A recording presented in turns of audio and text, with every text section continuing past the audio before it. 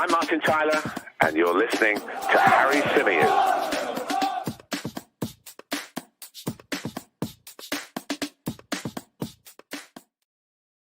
Hello and welcome back to the Chronicles of a Gooner, the Arsenal podcast, part of the 90 Min Football Network. As ever, I'm your host, Harry Symeou, and on this edition of our press review show, we're going to be discussing Arsenal's reported interest in Aaron Hickey and whether the Scottish international defender, currently playing his football at Bologna in Italy, would be a good fit for Mikel Arteta's side. We'll be touching on Thierry Henry's comments regarding William Saliba and his treatment from the club. We'll be discussing Roman Abramovich supposedly wanting his loan repaid by Chelsea Football Club. We'll be talking a little bit about last night's Champions League action and some of the fallout from that, as well as taking lots of your questions and thoughts from the live chat box. Hope everybody is well. Thank you to everybody in the live chat with us at the moment. Big thank you to RB, who says, great work, H, leading the gas tank the other day. Thank you so much, mate. And thank you for all the kind words about that, because I did get a fair few of you reaching out to me. It was the first time I gave the hosting role a crack, and it was good fun. Really enjoyed it. So thank you guys for tuning in, because I spotted a few of you guys in the comments as well, which was amazing as well. So thank you from the bottom of my heart, honestly. J04 says, Henry, legend of a player with awful football takes. We're going to get into that in a little bit more detail. Big hello as well to Alex. Big hello to Junior Gunner, to Tezzy May, to Craig Tanner. Big hello to Selgius, who joins us and says, good evening from Melbourne and congratulations on reaching 20K. I have got a video coming out later on this week where we'll be talking about the 20K thing. And I'll be giving you guys some proper thanks in that video, which is coming up, as I say, a little bit later on this week. So looking very much forward to doing that. Big hello to Lee, who says, morning all, long time lurker. Love that. What else have we got? Matt Tomo's in the chat. Jid is in the chat. Lots of you, Lee Anthony. Thank you all so much for your kind words, and thank you all so much for your support. On Henry Gooner, I nearly said Henri because I've got that sort of in my mind. Henry Gooner says, Daniel XT boy with some shocking comments. Come on, you Gunners. Look, you know what? I was gonna. No, actually, let's park the Henry stuff. We'll come back to it. Let's start with Aaron Hickey because that is a report that is doing the rounds at the moment. That Arsenal have shown an interest in the Bologna defender, and Arsenal have had a tendency, haven't they, of late, to go into Bologna and into Italy and look at defenders under Mikel Arteta. And we're now apparently looking at this 19-year-old who's due to turn 20 next month and who's been dubbed as a real exciting prospect by many people who follow Italian football. Now, let me tell you a little bit about Aaron Hickey and a little bit about why I feel that he'd be a really good fit for the Arsenal. Because there are a number of reasons. And I think it's important that we focus on whether he'd be a good fit or not, as opposed to what that means for Nuno Tavares. I know a lot of people think that if we do go out and bring in somebody like Aaron Hickey, whose primary position is at left back, that would be the end of Nuno Tavares' time at Arsenal. And look, we will get transfers wrong. We will go out, bring in players who we think are fit for purpose, who will prove at some point down the line that they're not ready, or they're not good enough, or they're not to the standard that we require at Arsenal Football Club. And that's part and parcel of doing transfer deals. I've said it time and time again. Those of you that have been following or listening for a long time will know that every transfer window, one of my catchphrases is that there's no transfer that doesn't have an element of risk to it. They all do. And sometimes you'll get them right, and sometimes you'll get them wrong. The problem has been at Arsenal in the years gone by that some of the ones that we've got wrong have been really costly ones, i.e. £72 million on Nicolas Pepe. Now, again, this is not me digging out Nicolas Pepe or saying that he's not a good footballer, because he is, but he certainly wasn't somebody that we should have been paying £72 million for, given the impact he's had. Easy to say that with hindsight, of course, but you know, those are the facts. You look at somebody like Shkodran Mustafi, who we paid 30 odd million pounds for, never lived up to that fee. And there's been a number of players that we've done that with over the years. So as long as the ones that you do get wrong are not too costly, then the overall picture, I think, can remain quite healthy. And you go back to the ones that Mikel Arteta's got wrong. I mean, Pablo Mari, you could argue he's got it wrong. Hasn't had the impact he would have liked, currently on loan playing his football for Udinese. What did he cost? £8-9 million. Not the end of the world. Cedric Suarez, free transfer. You could argue that he's done a decent job of late, and I do think he has. But is he going to take us to that next level? No. You think about some of the others that Mikel's made. Willian coming in. Again, it was a free transfer, so there wasn't too much risk there. Okay, we signed him up to a big contract and we gave him big bucks, but we were able to cut that deal short, let him go. He agreed to that as well, and a lot of credit needs to be given to Willian for that as well, for saying, you know what, this is not for me, and regardless of the money I stand to earn over the next 2 seasons, I'm going to walk and I'm going to go, and we can terminate this agreement and come to some sort of compromise. So fair play to Willian for that. But I think with Nuno Tavares, I think it's still a little bit early to say that he is finished at Arsenal, or that he is someone that we should be looking to move out of the club ASAP. I think it's too early to say that. But I do think it's fair to say that defensively, there are concerns about him. There are concerns as to whether he can come in and deputise for Kieran Tierney over a long period of time. And unfortunately, Kieran Tierney is somebody who gets injured frequently. Unfortunately, he's somebody that we can't rely on from that point of view. We can't rely on him to stay fit and sharp over the duration of the season. He tends to break down at least 2, sometimes 3 times. And that can be costly, particularly when the injuries are ones that keep him out for a sustained period of time. So to say that, we need to be focused on that backup left back, who a lot of us thought Nuno Tavares was earlier in the season, is fair, given what I've just said about Kieran Tierney. But you look at Tavares, and I don't know, I'm dreading going to Spurs with Tavares at left back because of the fact that I think defensively he is so suspect. So why not look to right that wrong? Why not look to enhance the squad? And why Aaron Hickey fits is because Aaron Hickey can cover not just at left back, but at right back too. He's a player who genuinely is 2-footed, and there's not many of them around anymore. But he is certainly one of them. And because of that, he can be the guy that backs up Tomiyasu if you don't think Cedric's the man. But he can also be someone that backfills Kieran Tierney as well. It also gives us flexibility in the way we want to play because, as you see for Scotland, Kieran Tierney's quite capable of tucking infield and becoming part of a back three, in which case you need another left back. So when I look at Aaron Hickey, and I've seen a fair amount of him being a big Serie A fan, I think he'd be a good fit.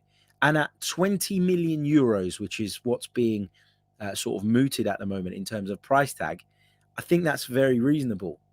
So we're talking about a 2-footed, versatile fullback who's about to turn 20. He is adventurous in the way he gets forward. I think you can see that if you look at his heat maps. You can see that he does spend a lot of time in the opposition half in the way that I'm sure Mikel Arteta would want him to. But he also is capable of tucking in and becoming a narrow fullback and playing quite closely to somebody like Gabriel, who I think, by the way, is suffering, from having Nuno Tavares next to him. I really, really do. I think that Aaron Hickey is someone who's unpredictable when he gets in the final third because he has that ability to check back inside onto that right foot, but also to go on the outside, whereas Tierney's always going to tend to go on the outside, whereas Tavares, who is a little bit more unpredictable in the sense that he does sort of have the confidence to come in onto that right foot, very rarely delivers with that right foot. He normally ends up in row Z when he tries an outrageous shot. So I think that this feels like a good, sensible addition in terms of the squad that we're trying to build. And as I say, the fact that he can play on both sides is an added bonus because now, a lot of people will argue that we need an upgrade on Cedric, even though he's done a very, very good job coming in and covering for Tomiyasu throughout this period of time where he's been out injured.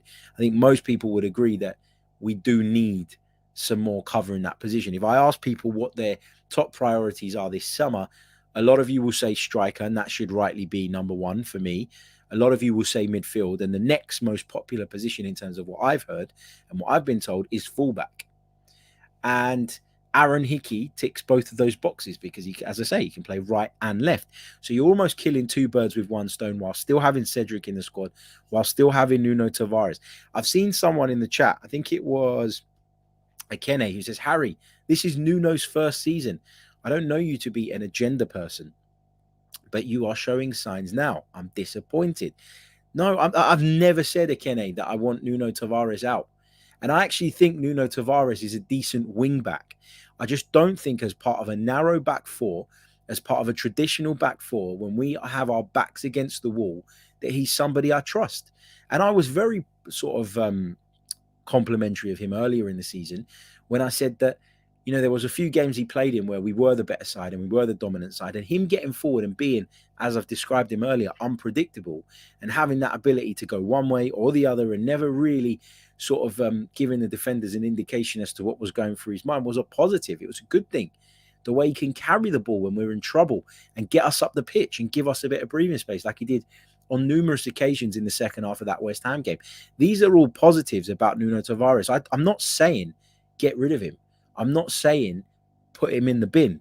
But I am saying that we do need at least another fullback within the squad because of Tierney's injuries, because I'm not 100% about Cedric, and because I believe, and people may disagree, that Mikel Arteta sees Takahiro Tomiyasu as someone who he's going to pull on at centre-back as well, in which case then you need cover at right back and you also need cover at left back. And there's just a need, in my opinion, for another fullback. So bringing this guy in doesn't mean get rid of Nuno Tavares, but I do think this guy's a good fit.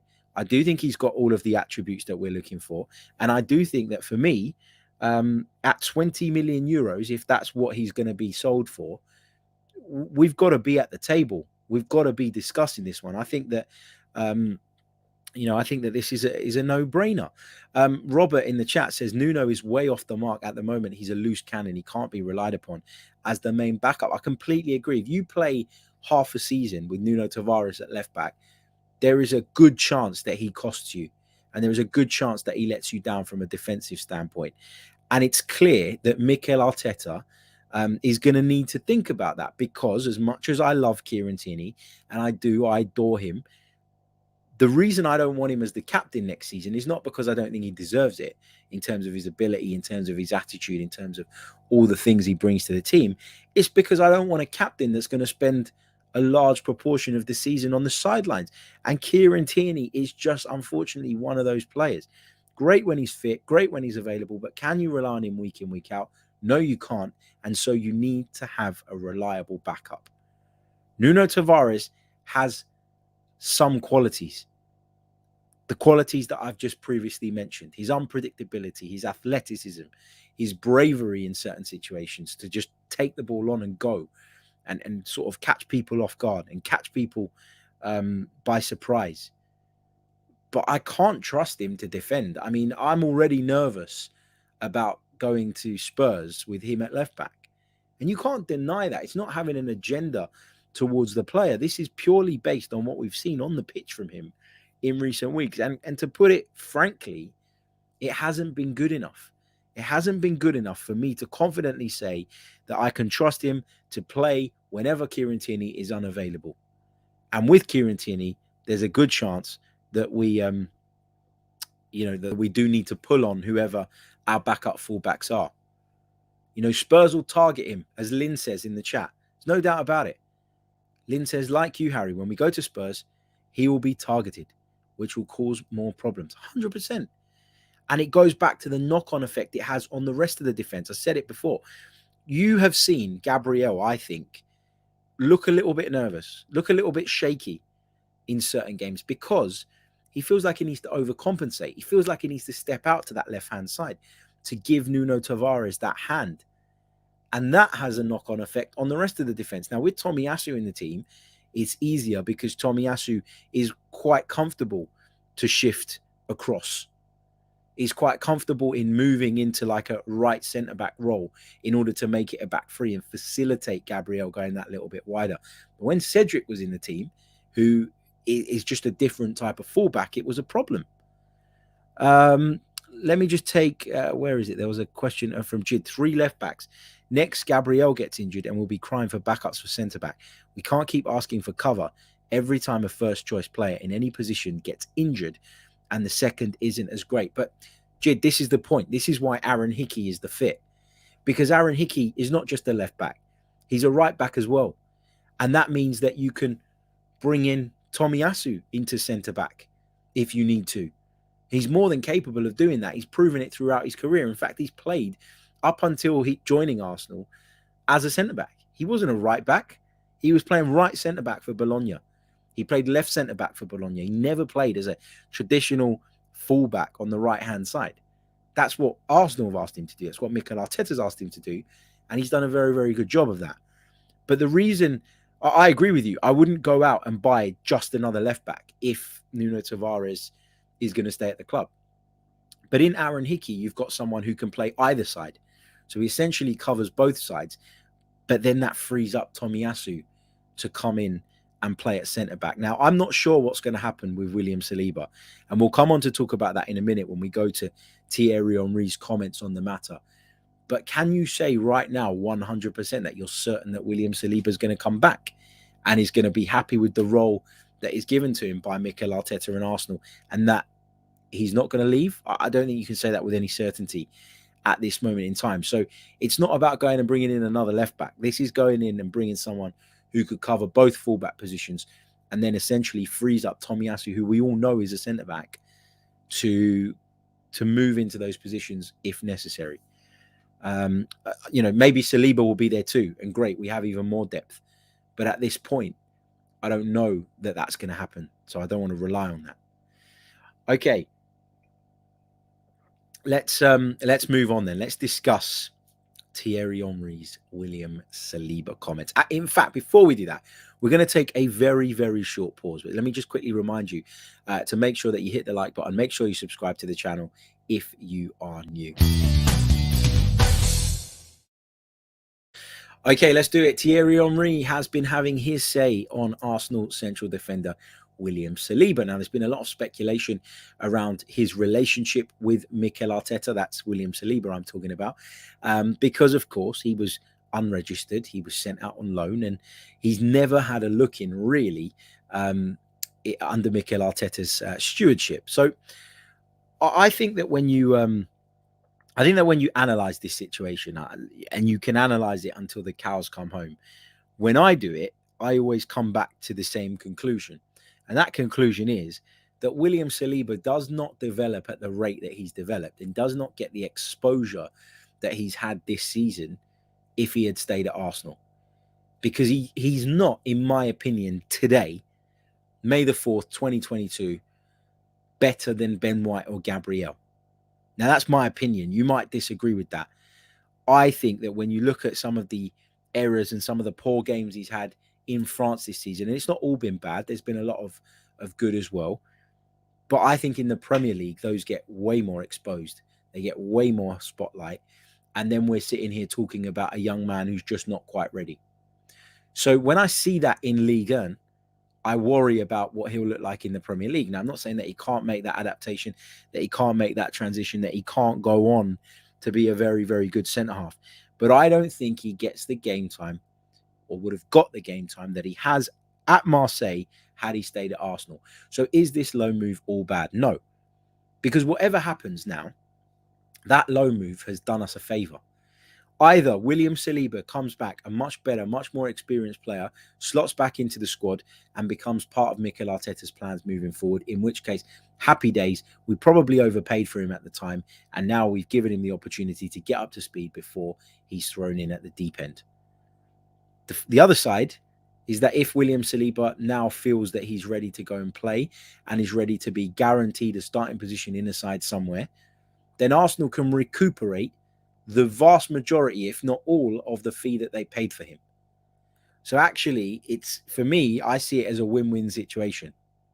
I really do. Now, that's not to say that the way Arsenal went about it was right, because it wasn't.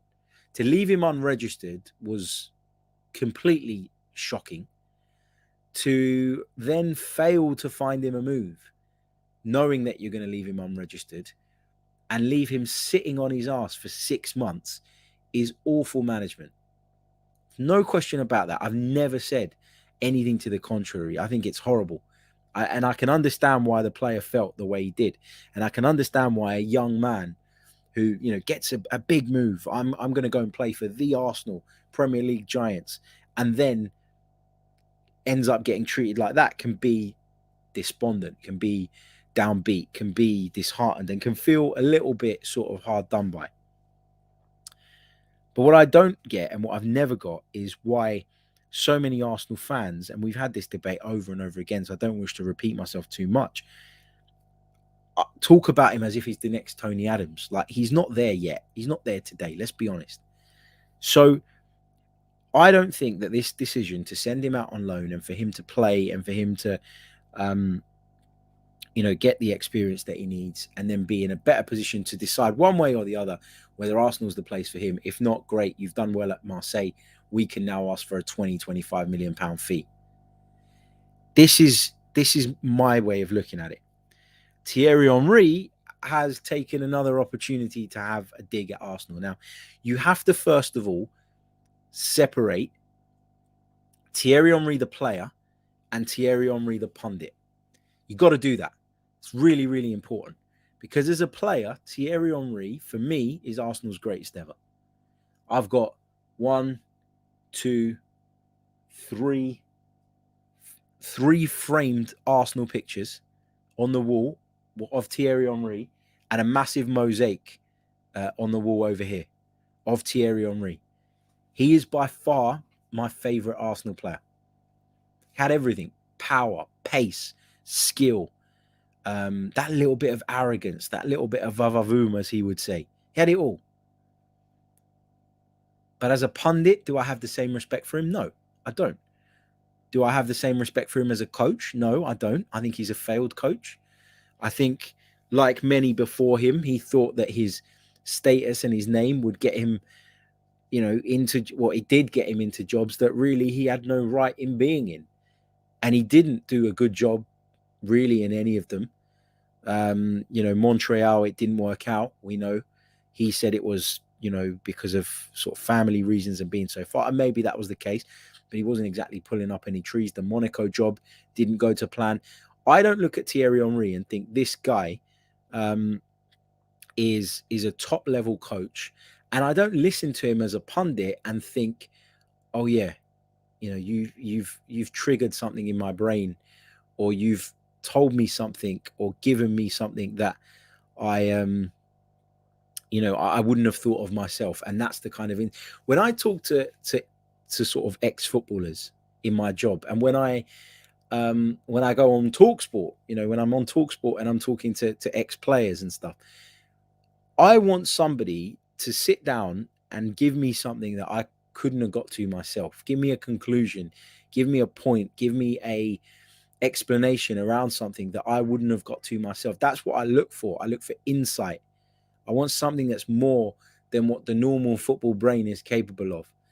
And just because you're a player, it doesn't mean that you're going to be able to articulate that or give that. Yeah, you can give plenty of brilliant stories, I'm sure, and examples, but it doesn't always mean that what you say is gospel. And the other bit with Thierry Henry is that I can't seem to get past his relationship with Daniel Ek. Now, listen, I'm not a massive fan of the Chronicles, okay? I think that they've been better of late, and I think that we'll learn a lot this summer about where their sort of ambitions are based on how they back Mikel Arteta, particularly if we do get Champions League qualification. But Daniel Ek was never going to get the club. Daniel Ek was never going to have the wealth to tempt some of the richest people in the world to sell this football club. And if he did manage to get the club, would he have then had the wealth and the funds and the resource to then take it to the next level? I'm not sure. We'll never know that. We'll never be sure about that. But I'll tell you what.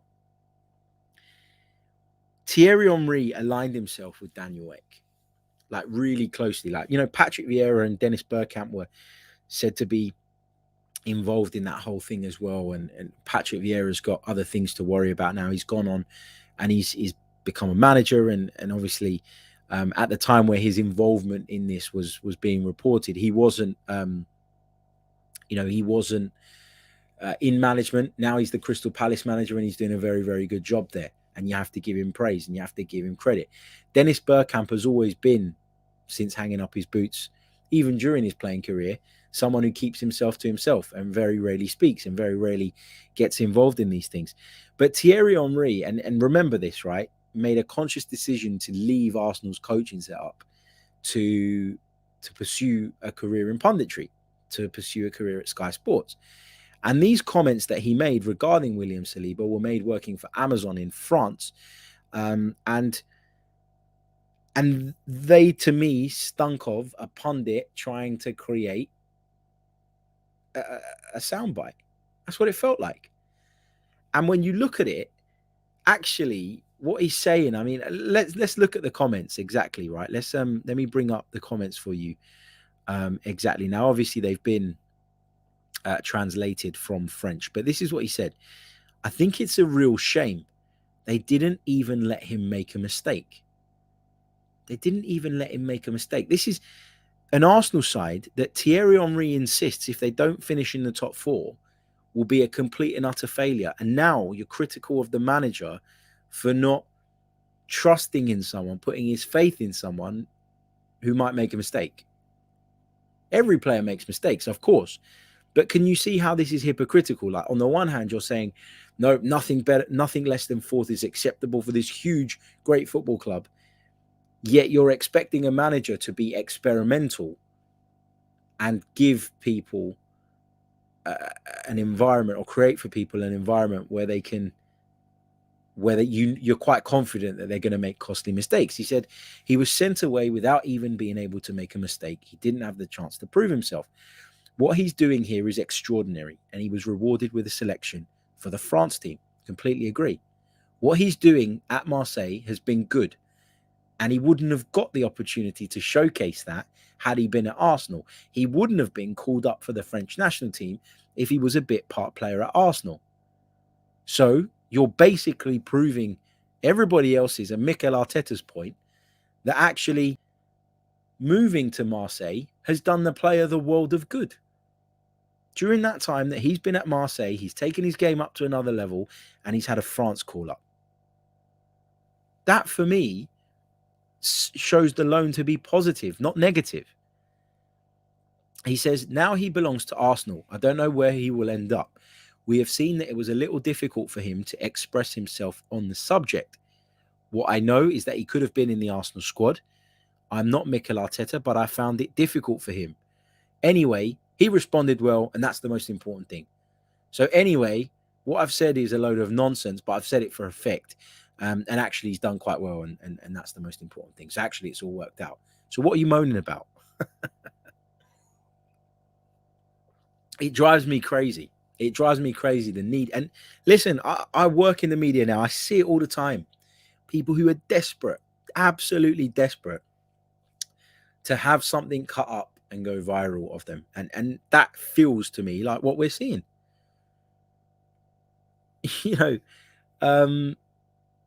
It doesn't make sense. That Jid says, translating that, they didn't let him make a mistake. They didn't let him leave the club feeling bad about himself and like a failure because he made mistakes that led to him being loaned out. Love that. But look, at the end of the day, as I say, lots and lots of respect for Thierry Henry, the player, and for everything that he gave to this football club.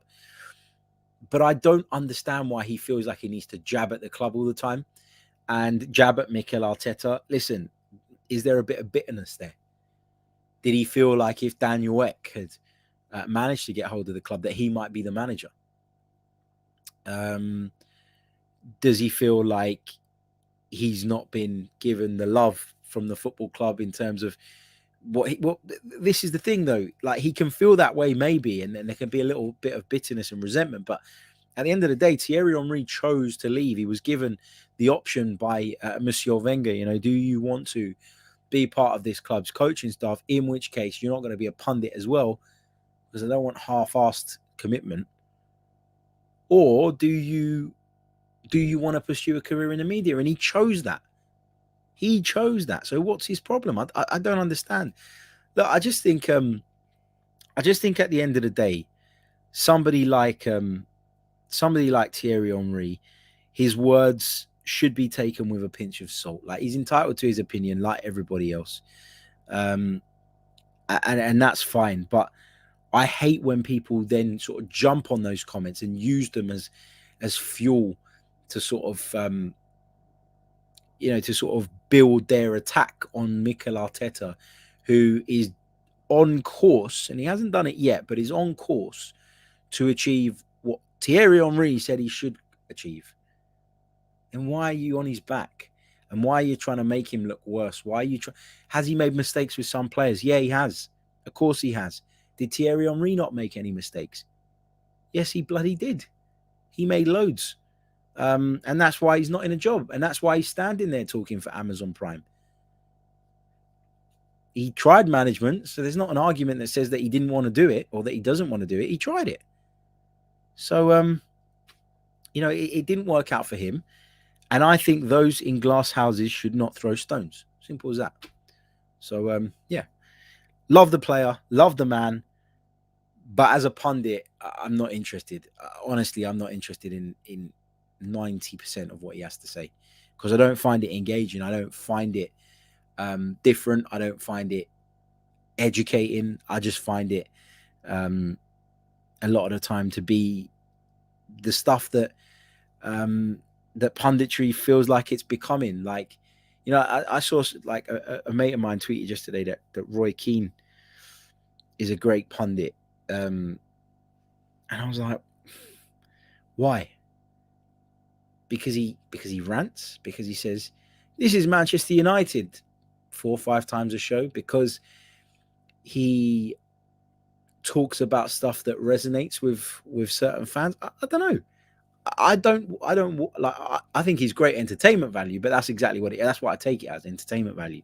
I don't sit there and listen to Roy Keane and go, oh yeah, that's a great bit of insight. That's a great bit of tactical analysis. That's a great bit of, of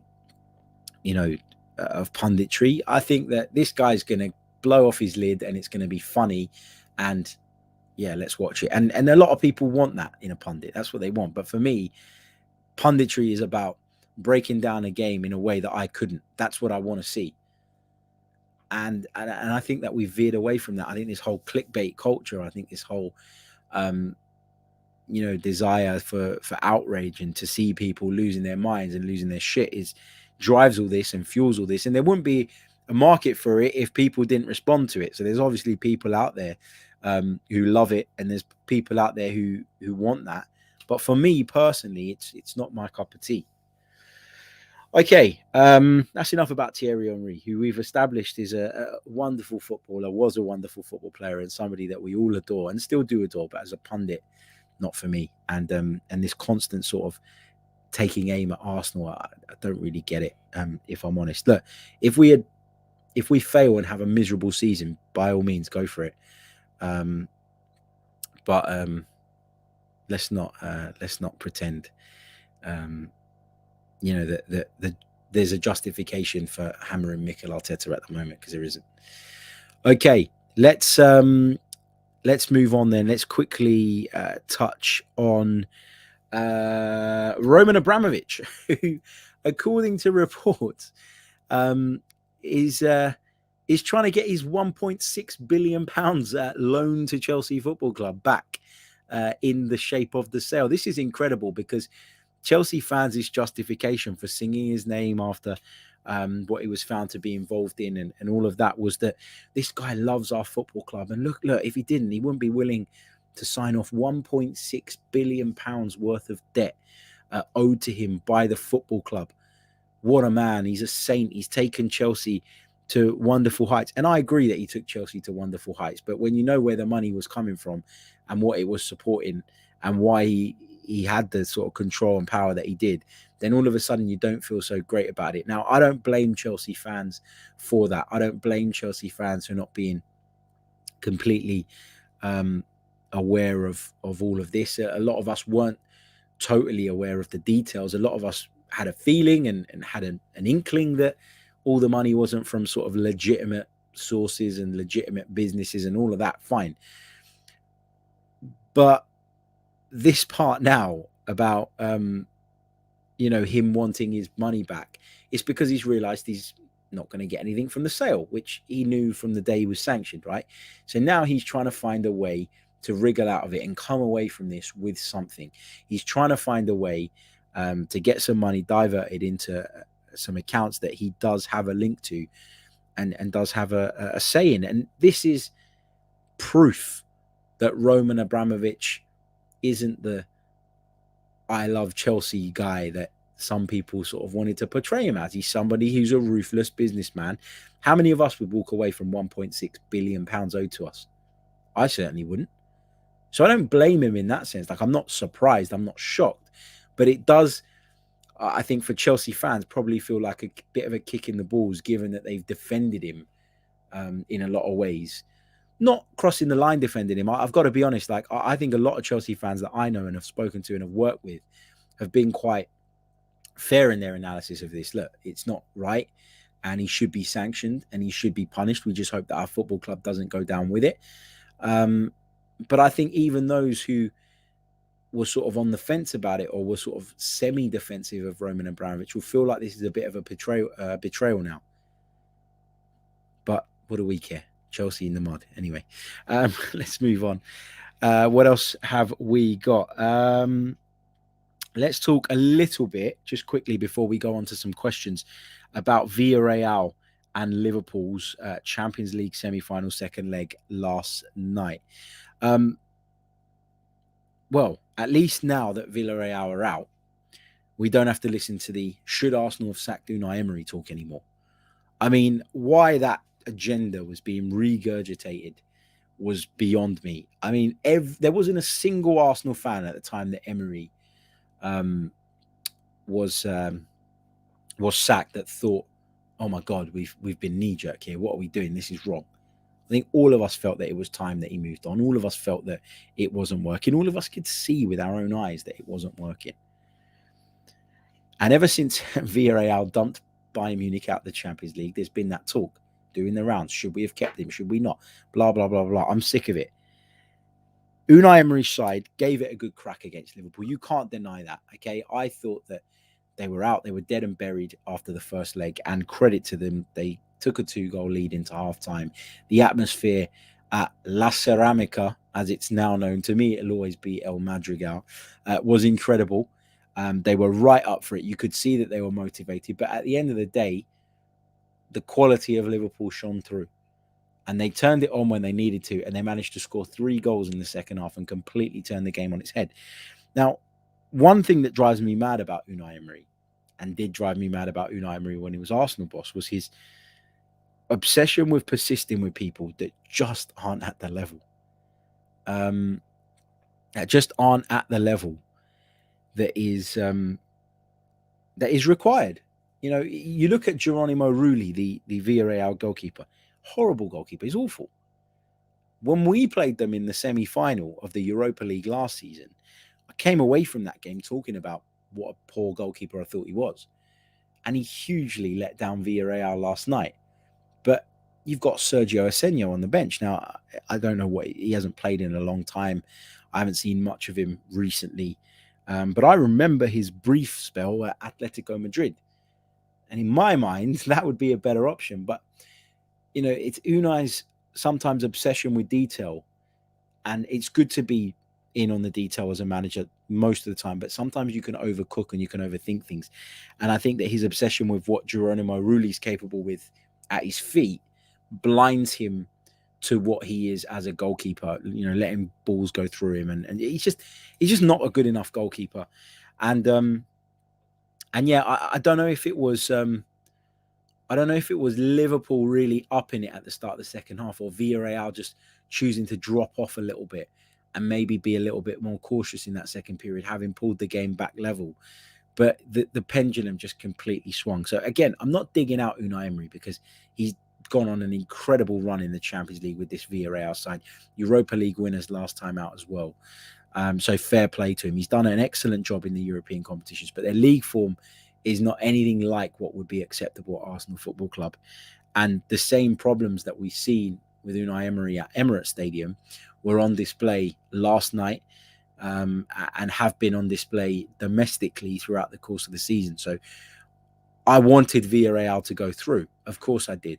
But, you know, I'm just, in a way, I'm glad that we don't have to hear people talking about that anymore, because, or that it will at least die down for a while, because it's a really tiresome conversation. Let's just go over to the chat. Look, we're going to take some of your questions in just a second. So start popping them in the chat. And please do pop a Q at the beginning of them. It just makes it easier for me to pick them out from the crowd. Crypto Nerd says, I like you, Harry, but you're too biased on Arteta, mate. No, I'm not.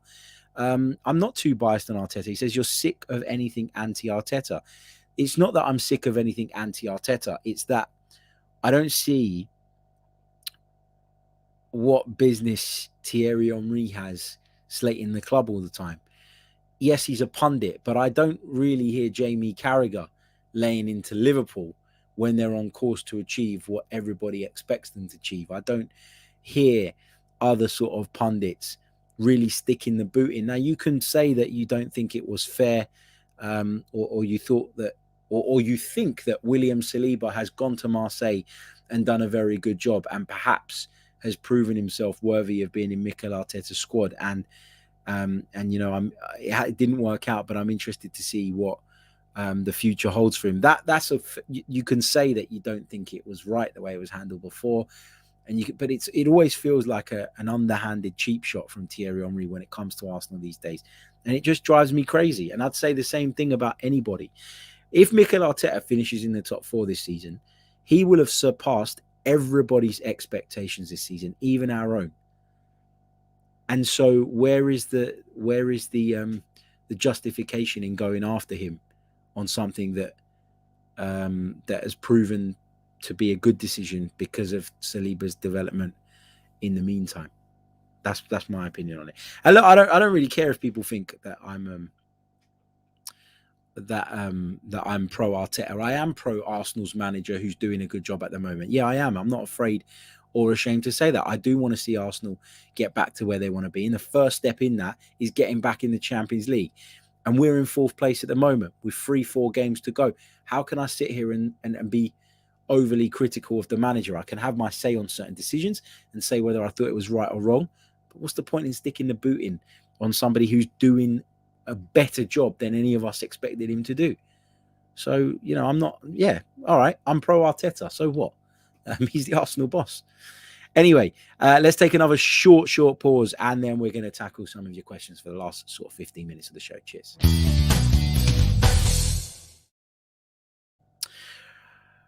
Welcome back to the Chronicles of a Gooner. Right, let's take some of your questions. John says, did everyone get the safe standing email? I filled mine out.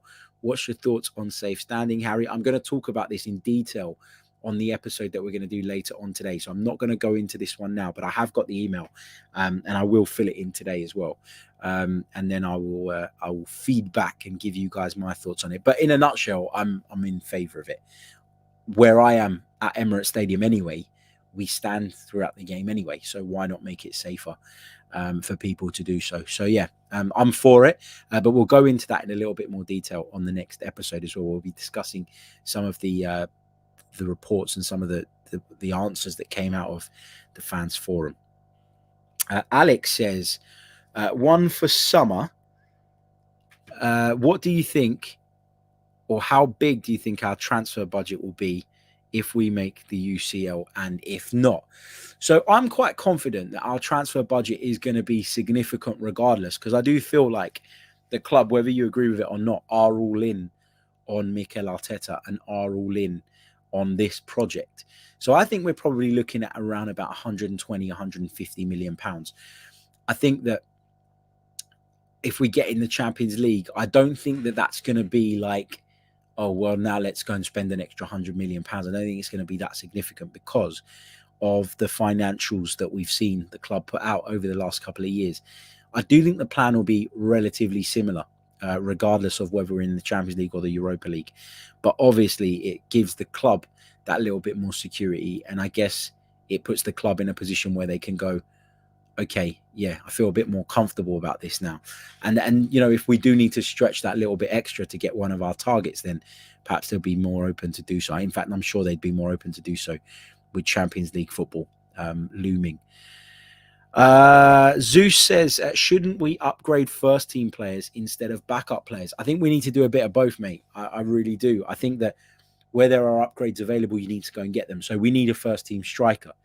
For me, we need another midfielder that is capable of coming in and out of the first team.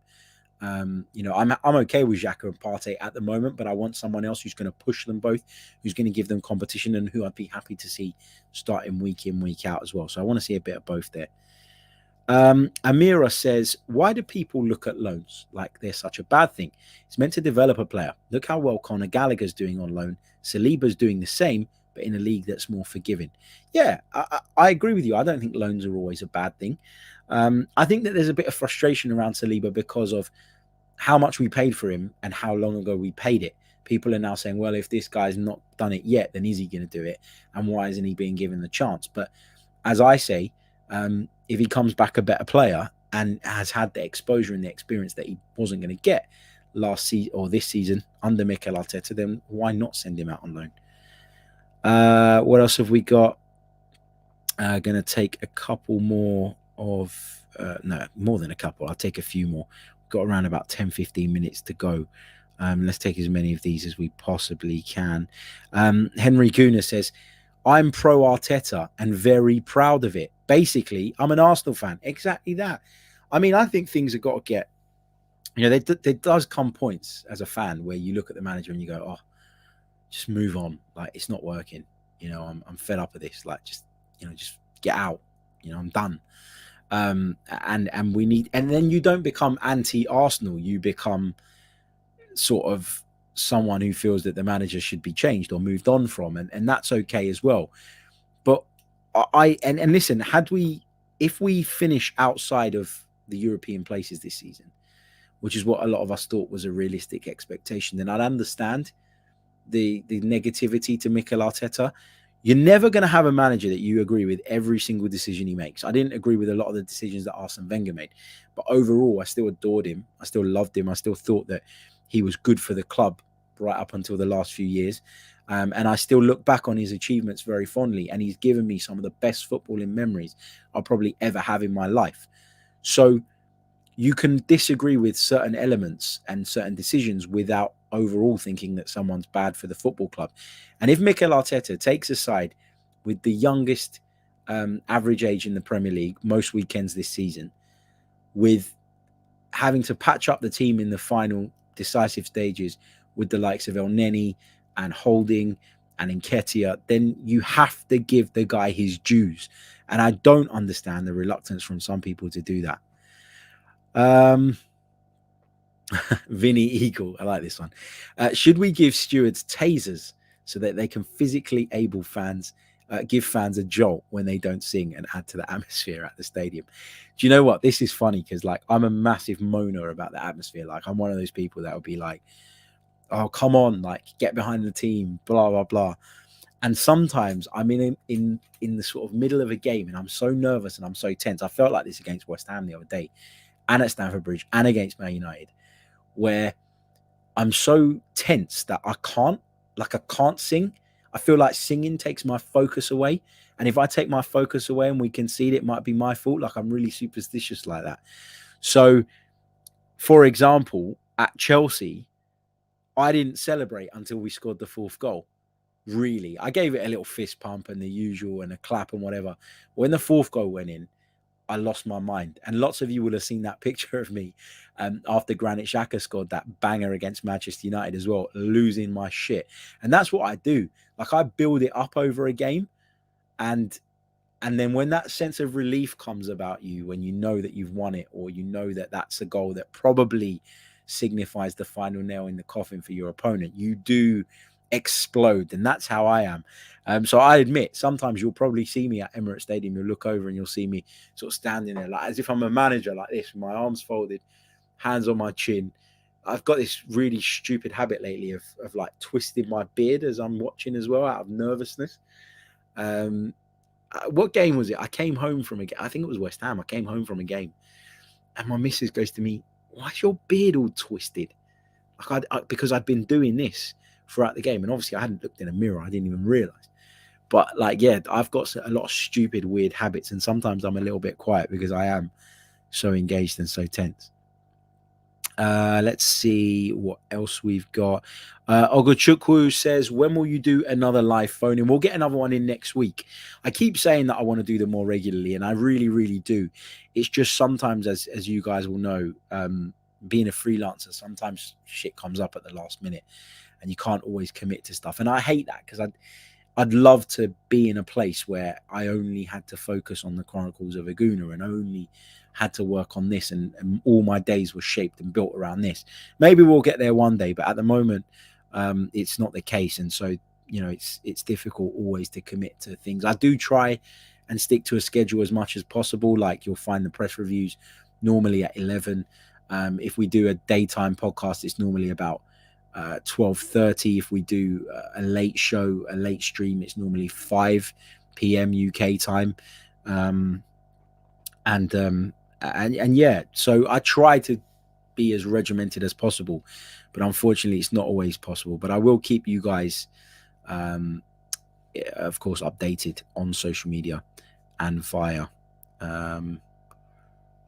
the YouTube community tab as well. Big thank you to Eli for your kind words, mate.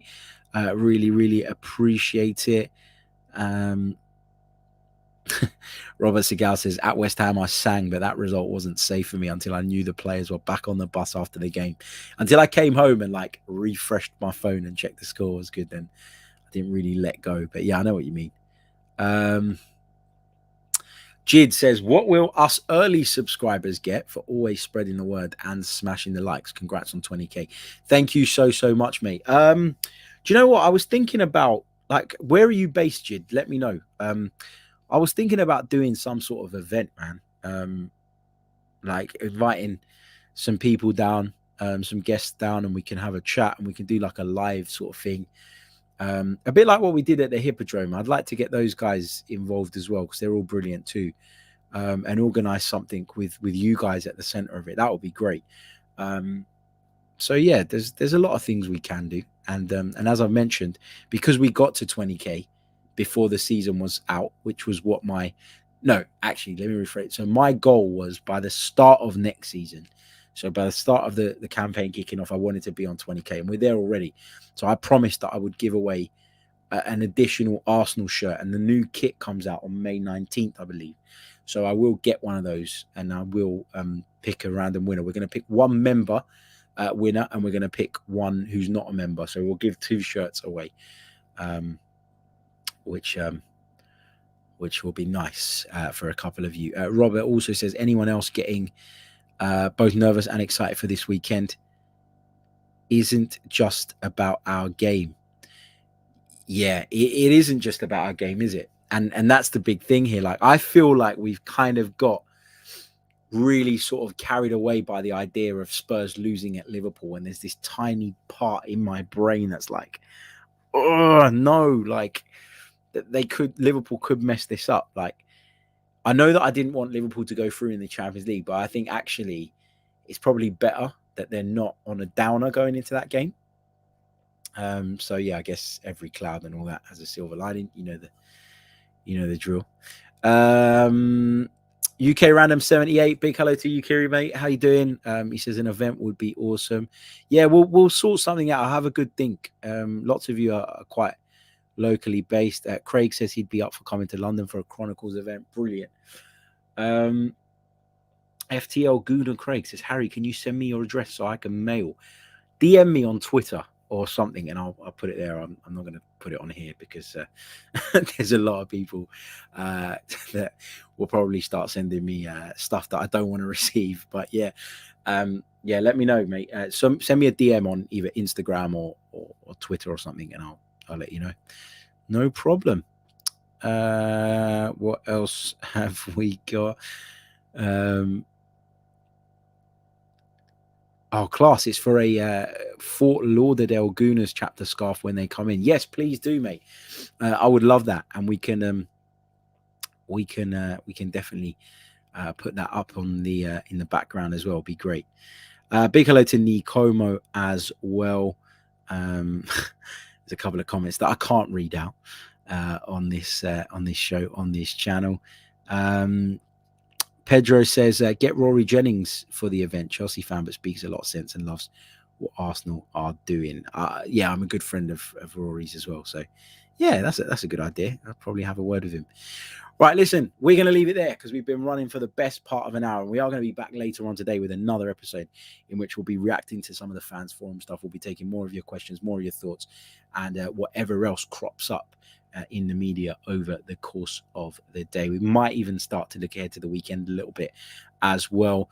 So lots and lots to talk about as always. But we'll be back very, very soon with more. Thank you to every single one of you for tuning in. I haven't even asked you to hit the like button, have I? Or have I? I think I probably have. I do it automatically now. But look, there's over 300 of you watching right now across the multiple platforms. 102 likes on the board. Let's try and get it up to 150 by the time the outro plays. Thank you all so much for your continued support. I'll catch you all later. Up the Arsenal. I'm Martin Tyler, and you're listening to Harry Symeou.